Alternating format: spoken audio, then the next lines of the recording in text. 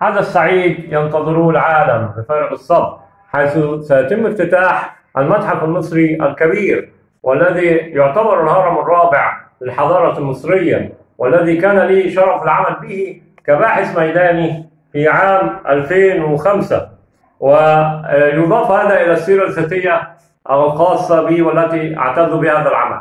والمتحف المصري الكبير يضم بين جنباته أكثر من 100,000 أثر بالحضارة المصرية وكنوز الحضارة المصرية العظيمة، منها قاعة خاصة بالملك توت عنخ آمون تضم 5300 قطعة أثرية معظمها من الذهب، ومنها خنجر مصنوع من معدن من خارج الأرض، وهو عبارة عن نيزك سقط على الأرض.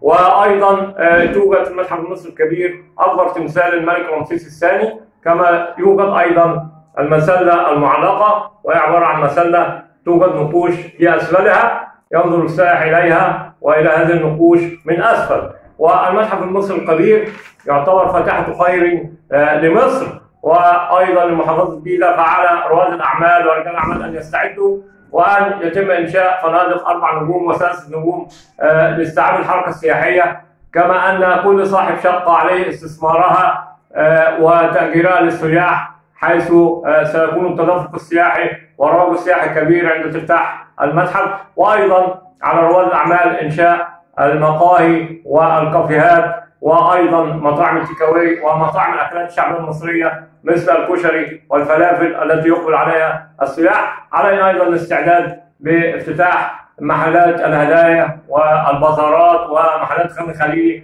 ومحلات السوفونير، والتي تقدم للسياح كل ما يحتاجونه من هدايا وتذكارات.